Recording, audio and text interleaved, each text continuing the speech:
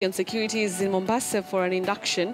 We now want to link up with Coast correspondent Francis Mtalaki for more. Francis, good morning. Talk to us more about this induction.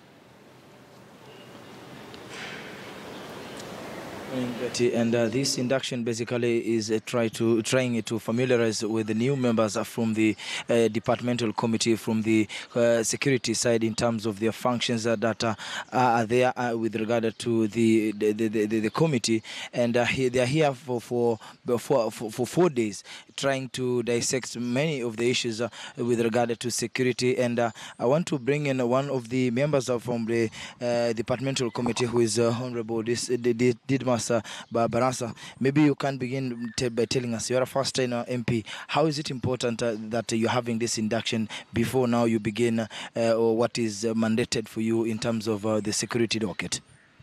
Apart from understanding the roles of the whole committee, I think one thing that is very important is to be able to come up with a plan that is going to ensure that Kenyans are free and their properties are secure.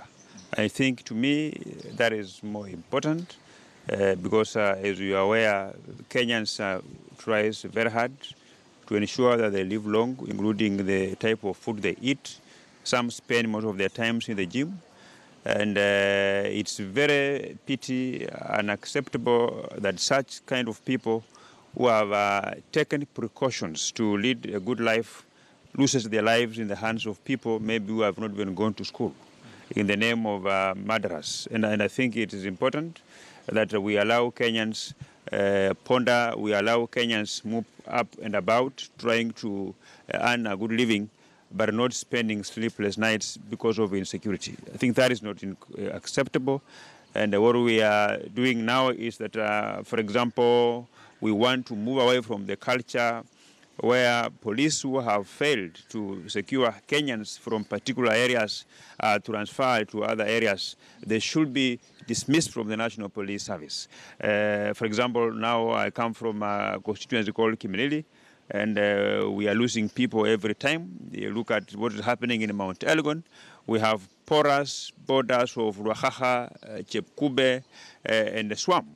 And the police officers who are manning these porous borders who have failed in their duties to prevent illegal guns coming in from Uganda, they should not be transferred to other areas, but they should be dismissed from the National Police Service. I think that is very important, because if you transfer them, you will not have cured their problem, but that will just be transferring their bad manners, their laxity from the areas where they have been transferred to.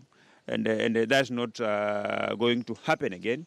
So what is important, what we are discussing today, tomorrow, and the day thereafter, is to come up with an action plan, which we are going to ensure it's implemented, and we'll also be trying to gather as much views as possible from Kenyans of goodwill, from security experts, on how we are going to secure Kenyans. For example, yesterday I was completely perplexed by the statements that were issued by the police commander of Nairobi County, that the reason why we have insecurity in Nairobi is because of some young people who were shortchanged by politicians. That was a very reckless statement, because as a National Police Service, their constitutional mandate is to ensure we have law and order, is to ensure that Kenyans are safe, regardless of the reason why we have those insecurities. Things like unemployment of the young people is something that has existed for very many years. It is something that will continue to exist for very many years to come as well. And it is not a reason why we will have insecurity. The role of police is to prevent such kind of insecurity from happening, and also investigate, arrest, and prosecute those who are involved in all those insecurity acts of illegal acts of unlawful interferences. And there is nothing that will stop the police, whether they are being perpetuated by politicians, by leaders, or anything else. Their role is clearly set out in the Constitution. Let's talk about what is set to happen tomorrow at Uhuru Park, possibly. What is your view on the NASA swearing in, given that there have been the mixed reactions from the political side?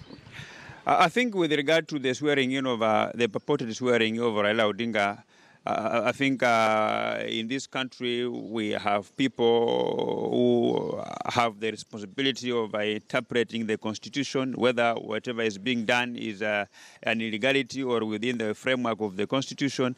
And you've had, the state attorney general making it very clear that the purported swearing of Raila Odinga is illegal. You've had even the police saying that it's illegal.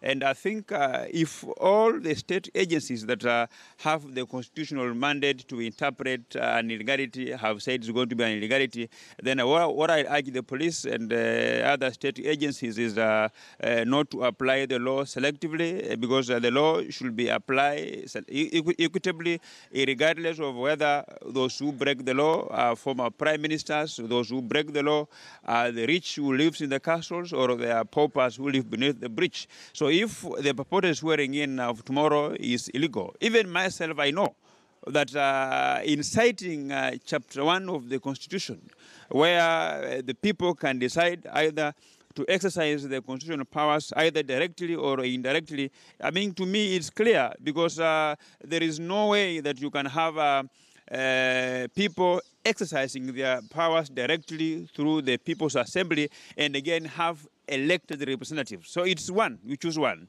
And those county assemblies that approved or passed the bill that paves way for the formation of the People's Assembly, they ought to have been dissolved.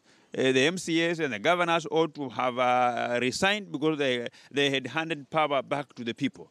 So as long as they continue in the office and earning salaries, transacting business on behalf of the people, then the swearing in of Raila Odinga tomorrow is completely illegal.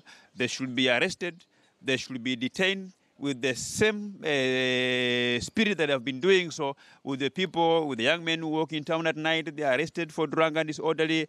The women who brew busa and changa to raise fish for the children are arrested in the same spirit. All those who are planning to swear in Raila Odinga tomorrow, they should be arrested and taken to court. Let them be charged before the court of law, because it has taken quite a lot of time to build Kenya to where we are now. And we cannot allow, as leaders, just to come, wake up one day and you want to destroy this country. And if you look at in the medical area, when a person is 73 and above, he tends to begin to think like a small child. And what happens in Europe, is that if you have a driving license, the run of time for the driving license is 70 years. Once you hit 70, the driving license is cancelled, because they will assume that because of old age, your vision, your thinking, everything is impaired. And I will be proposing to bring even a bill that will bar everybody who is 73 and above to retire from politics, because when they do politics, they just sow seeds of deceit and seeds of disharmony and disunity among Kenyans. Lastly, and very briefly, let's come back to security. What are you trying to do in terms of re-strategizing, given that we all appreciate that security has improved, but there are some areas like Lamu, and you would find that there is persistent in terms of insecurity cases. What are you doing to make sure that these areas have been improved in terms of security? I think what we will do is that, and is very important, is that we will be working very closely with the Committee of Parliament on Defense and Foreign Relations, so that we can also devolve the military, barracks and operations. You understand that in terms of restoring security, we also need to do things what we call deterrence measures. So we need also to devolve the military to have their bases either in Lamu, another detachment in Mount Elgon, because when we have a presence of the military barracks, military unit, it acts as deterrence for the acts of unlawful interferences within our borders. Thank you so much for your time. Well, Betty, there you have it. That is Honorable Member Ditmas Wekesa from Kimilili talking to us with regard to security and what they will be doing here for the next 4 days, and also commenting on the NASA swearing in. Betty.